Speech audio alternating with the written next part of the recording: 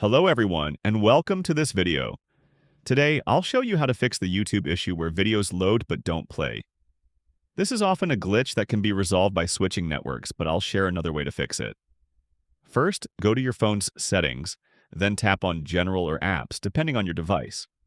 Next, find the YouTube app in the list. Once you locate it, tap on it. If you're using an Android, select Force Stop, then tap Clear Cache. If you're on an iPhone, tap Offload App. This will remove the app but keep its data.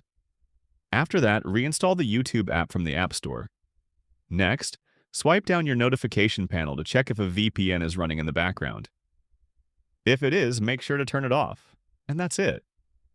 If you found this video helpful, please subscribe and leave a comment below. Thanks for watching.